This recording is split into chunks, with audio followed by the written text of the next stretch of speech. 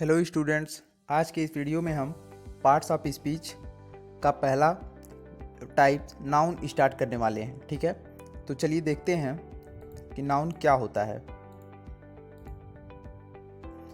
So first we will see how many parts of speeches are there. So there are 8 types of parts of speech which are noun, pronoun, verb, adverb, adjective, conjunction, preposition, interjection. 8 type के पूरे parts of speech होते हैं, जो कि है पहला noun, दूसरा है प्रोनाउन, तीसरा है वर्ब, चौथा है एडजेक्टिव, चौथा है एडवर्ब, पांचवा है एडजेक्टिव, छठा है कंजक्शन, सातवां है प्रीपोजिशन और आठवां है इंटरजेक्शन। सो हम देखेंगे कि what is noun. A noun is the name of a person, place, animal और थिंग। यानी कि जो हमारा नाउन होता है वह नेमिंग वर्ड होता है, किसका, किसी भी पर्सन का, प्लेस का, एनिमल का या फिर किसी भी वस्तु का। ठीक है, a noun is the naming word. For example, Ashok, Delhi, dog, chair, etcetera. Now we will see how many kinds of noun. So there are 4 kinds of noun which are mainly proper nouns, common nouns, abstract nouns, collective nouns, and there is one more type of noun which is material noun, but अभी के लिए हम सिर्फ 4 type के noun देखेंगे, ये हमारे main होते हैं। ठीक है, तो स्टार्ट करते हैं। सबसे पहला है proper noun. What is proper noun? A noun which names a particular person, place और thing is called a proper noun. यानी कि यह व्यक्तिवाचक संज्ञा इसको हिंदी में कहा जाता है, और यह पर्टिकुलर पर्सन, प्लेस या फिर थिंग का नेम होता है। ठीक है, यह एक पर्टिकुलर पर्सन का होता है, ना कि किसी भी ग्रुप का या फिर कॉमन नेम यह नहीं होता है। यह क्या होता है? पर्टिकुलर पर्सन, पर्टिकुलर नेम होता है किसी भी पर्सन, प्लेस और थिंग का। ठीक है, जैसे कि दूसरा पॉइंट देखेंगे, a proper noun always begins with a capital letter. यानी कि प्रॉपर नाउन हमेशा एक कैपिटल लेटर के साथ स्टार्ट होता है। एग्जाम्पल देखेंगे, राहुल, न्यू दिल्ली, रोज, एट्सेट्रा। यानी कि अगर हम बॉय कहेंगे तो वो कॉमन नाउन होगा, लेकिन अगर हमने बोल दिया कि राहुल तो वो आपका प्रॉपर नाउन होगा। क्यों? क्योंकि बॉय आपका, आप किसी भी एक नाम को डिनोट नहीं कर रहे हैं। अगर आप बॉय कह रहे हैं तो आप पूरे ग्रुप ऑफ बॉयज़ को बोल रहे हैं। ठीक है, लेकिन अगर वहीं आप उसी बॉय में से एक पर्टिकुलर नेम ले लेते हैं, विच कुड बी राहुल, या फिर आपका कोई भी नाम आप ले सकते हैं। अगर आप पर्टिकुलर नाम लेते हैं तो वो आपका प्रॉपर नाउन होगा। ठीक है, इसी तरह से सिटी अगर आप कहेंगे तो वो कॉमन नाउन होगा, लेकिन अगर आप एक पर्टिकुलर सिटी को लेते हैं तो वो प्रॉपर नाउन होगा। तो चलिए स्टार्ट करते हैं दूसरा, common noun. So what is common noun?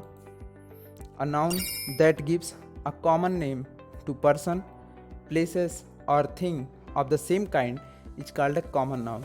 एक बार फिर से देखेंगे, a noun that gives a common name to persons, places or things of the same kind। यानी कि एक ही तरह के काइंड, एक ही प्रकार के जब पर्सन, प्लेस और थिंग को कॉमन नेम दिया जाता है। जैसे कि मैंने बोला बॉय। ठीक है, अगर आप बोलें बुक, तो अगर आप बोलें बुक तो आप किसी एक बुक की बात नहीं कर रहे हैं। ठीक है, तो इसका मतलब हो गया कि हम जब कॉमन नेम देते हैं तो उसको क्या कहा जाता है? कॉमन नाउन कहा जाता है। For example, book, pen, river, city, etcetera. तो अगर आप बुक ले रहे हैं तो ये आपका क्या हो जाएगा?